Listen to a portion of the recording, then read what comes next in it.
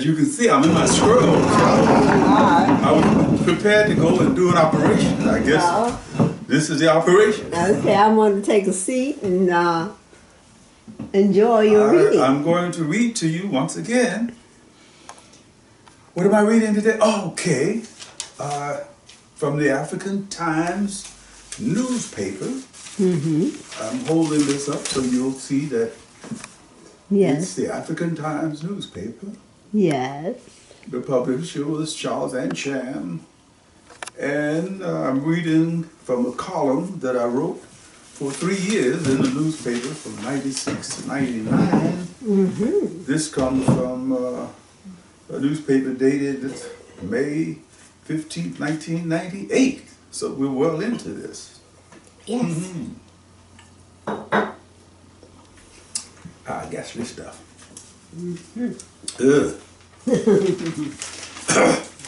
This particular column, the title of the column was Media Watch. And I'm titling it The UN, Clinton, and Tarzan. I was really off on Tarzan. I just hate that. I know. Really, I hate Tarzan. Let me repeat that. I hate Tarzan. Why do you hate Tarzan? I hate it. Excuse me? Why? Why? Enlighten us. No, it wasn't a whiteness. It was just arrogance. Enlighten us. Oh, is that a pun? Yes. Enlighten you about the white Tarzan? Yes. I don't think I need to go farther beyond than that. Some people It's found just the it very arrogance of, entertaining. It's. Well, sometimes I didn't like his voice. okay. No. This is, you know. Opera in the Jungle. I think I know what happened. What? When I was a kid, I was taken to see a Tarzan movie or two. And something just seemed off. Why is this white guy swinging through the jungle? And these natives are running around down on the ground saying things like, "Oh yes, Bawana Tuba." Right. Yeah, they seemed so subservient, and he seemed to be so exalted. Yeah. Then was then. Yes. The UN, Clinton, and Tarzan. Perhaps the adjective that would best describe the present United Nations Secretary General Kofi Annan of Ghana are smooth, suave, centered, passionately committed, diplomatic. If Kissinger, as a diplomat, growled, Annan purrs. If Kissinger, as America's Secretary of State, was a lion, Annan is a panther, sleek and impeccable. Somehow, the Machiavellian label that many of us automatically attach to diplomats, who are often little more than political hatchet men in tack and hammer coats and pinstripes pants, doesn't seem to fit this man. On a recent late-night talk show, he kept insisting in his quiet, eloquent manner that the United Nations is still the most logical vehicle for bringing peace to a war-ridden world. Aside, was Kofi Annan the one who pulled President Clinton's coat to pay Africa a visit, with Ghana, his home, first on the list? Or maybe that was purely coincidental. Aside from Hillary Clinton, who plagiarized the West African proverb, "It takes a village to raise a child," or "It takes a village to raise a child," for her book, there are no other African-oriented types surrounding Clinton. End of aside. Pragmatic proof of his beliefs was offered by his trip to Iraq to coerce the belligerent Saddam Hussein into accepting UN weapons inspections, rather than subject the Iraqi people to the grandmother of all spankings. Many sang praises to his name for what he had accomplished until he scolded the U.S. for not paying its UN bill. This scolding angered the right and the latter-day isolationists, who are often the same people. But their ire didn't faze the Secretary General. He stayed on the case. Shortly thereafter, he was magically transported to an adoring Hollywood for more praise and a standing ovation at a celebrity-ridden soiree, the same Hollywood that recently released its latest load of racist skunk, Tarzan and the Lost City. You see what I mean? The Secretary General took a bold step and traveled to Rwanda, obviously with atonement in mind, and received a hostile reception. Payback for the UN's reluctance, failure to prevent the genocide that occurred there in the recent past. Was Kofi Annan responsible for Clinton's admission of guilt on the same turf during his visit? The Rwandans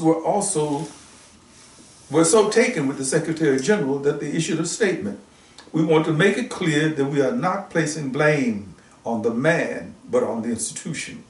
It seems quite obvious that what he's doing and the way he's doing it will have a positive impact on world affairs for generations to come.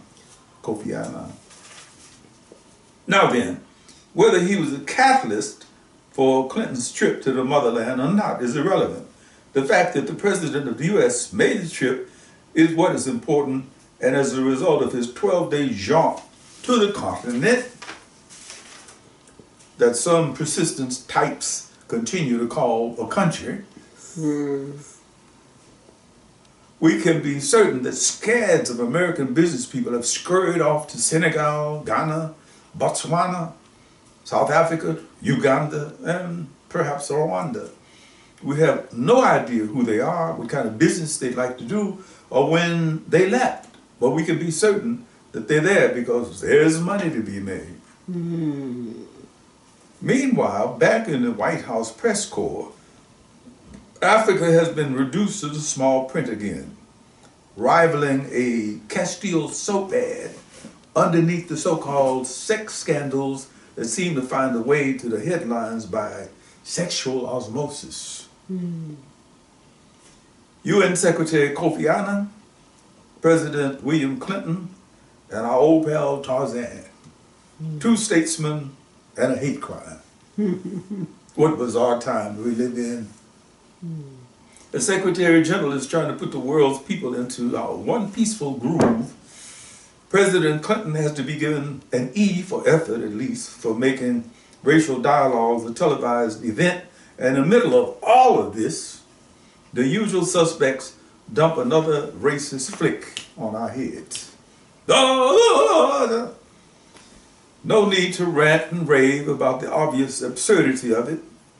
Once again, showing us a half-naked Cro-Magnon swinging around Africa. Perhaps it would be more instructive to check out the mindset that is responsible for this capsule review of Tarzan and the Lost City in the liberal LA Weekly. Quote, the Saturday matinee Tarzan was surprisingly full of kids and old people. Everyone hoping for a decent jungle picture. If Tarzan and the Lost City didn't thrill them, at least it was a tiny bit better than expected. That's bad. What are they talking about? The bees that swarm over Tarzan to hide him from the bad guys are pretty cool. And the natives banging those big drums in front of the Temple of Doom are a nice touch. Too bad director Carl Schinkel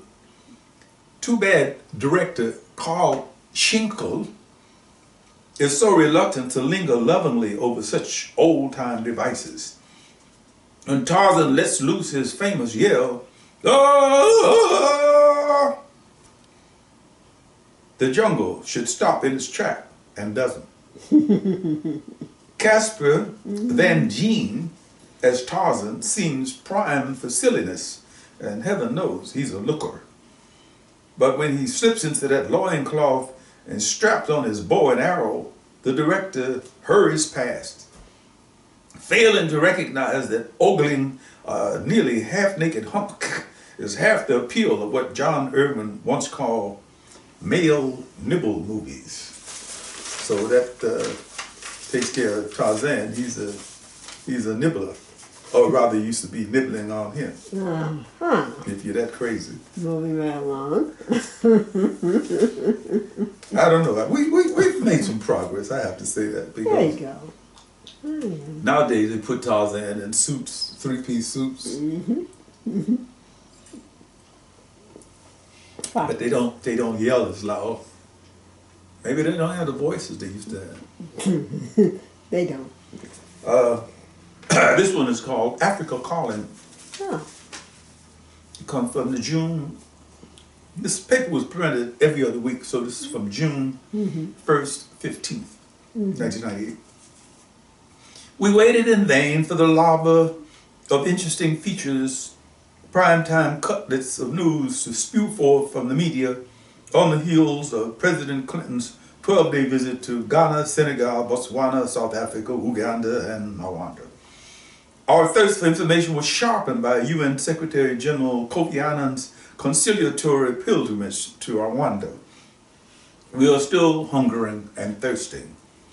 Apparently, mainstream information, apartheid, simply relegates Africa and African-based affairs to an unattractive Bantustan that has only 5 elements worth noticing: a war, a coup, a famine, a natural catastrophe, and the latest Tarzan movie. Here we go again. I think I had something to do with the Tarzan movie slipping down. No. Because some people, well, I'll get into that in a minute, but I was receiving some really interesting comments from producers Oh my. who were reading the reviews. The African Times. Let me go back to where I was. Okay. Apparently, mainstream information apartheid simply relegates Africa and African-based affairs to an unattractive Bantustan that has only 5 elements worth noticing: a war, a coup, a famine, a natural catastrophe, and the latest Tarzan movie. No complex reporting of what is going on in Africa would be available were it not for the African Times and a too small collection of bomb newspapers and magazines.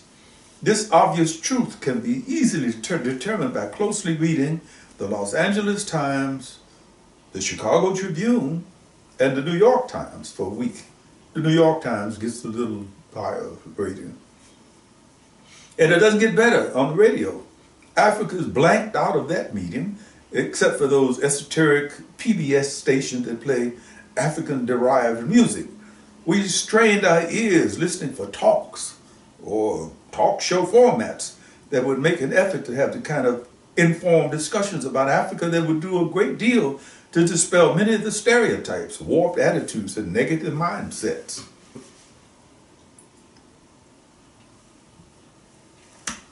For examples, it seems quite ironic that a major league American sports organization would design tailor-made affirmative action clauses to defend white American discipliners from the hordes of too quickly running Kenyans and Ethiopians and all the rest of the people coming from the east of Africa.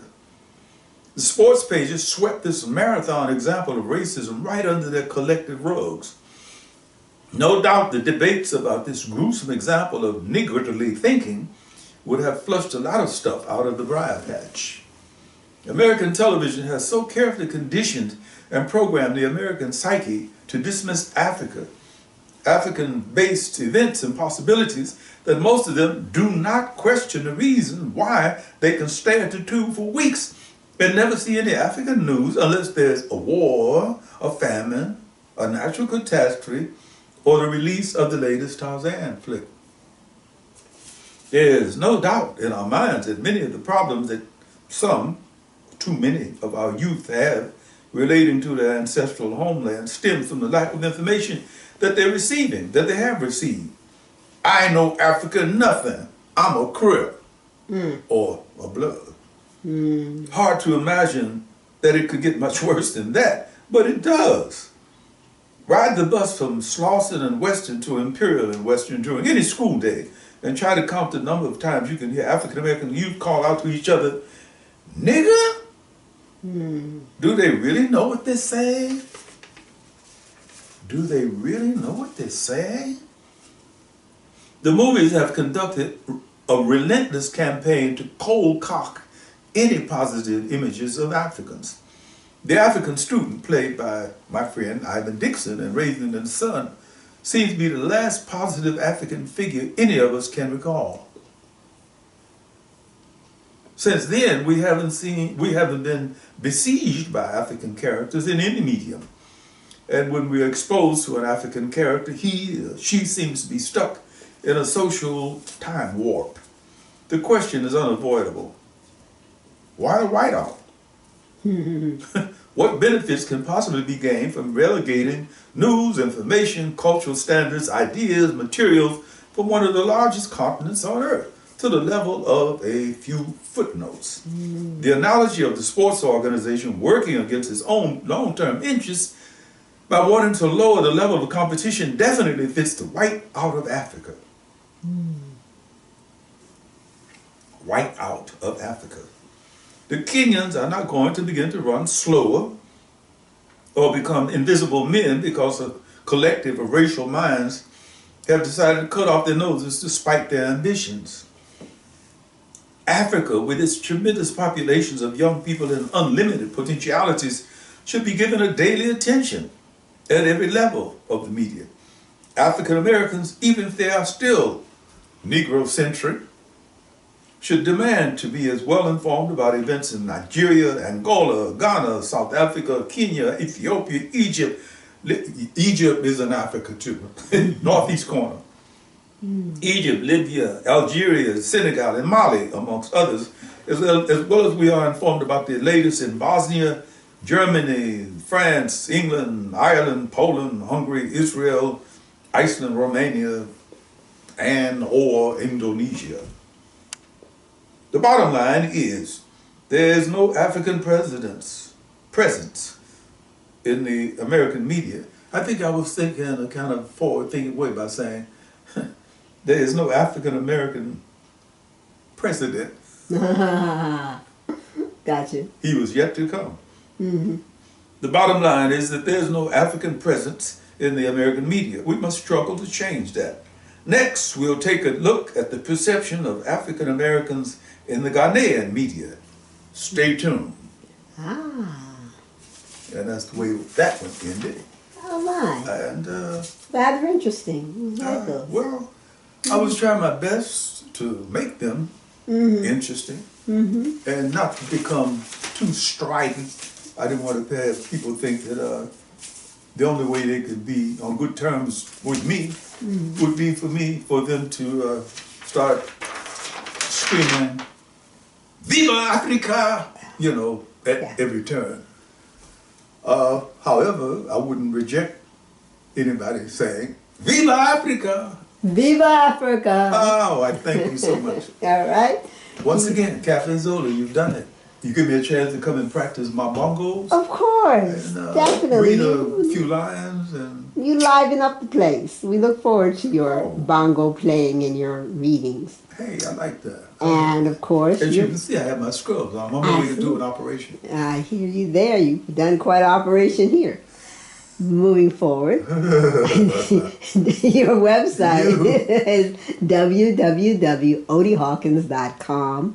Your book can be purchased on Amazon, Barnes & Noble, iUniverse, Author House, Book Baby, Archway Publishing, and your radio plays can be purchased at Old Time Radio. Let's see here. You've got, you've got, you know, for people who love Sanford and Son, check out The Big Party by Odie Hawkins. Avoid it if you can. Okay, and there's Palmerstown series called The Old Sister. That was a good show. That was a good show. Yeah. Well, and you're continually to write. Can I tell you a little bit about how that started? Yes, please. Norman Lear hooked up with Alex Haley after Alex Haley's Roots came out, and he was the most popular man in the world. They decided to do a program called Palmerstown, and it was called Tandem Productions. And the idea was to give some idea about what it was like when Alex Haley grew up in where he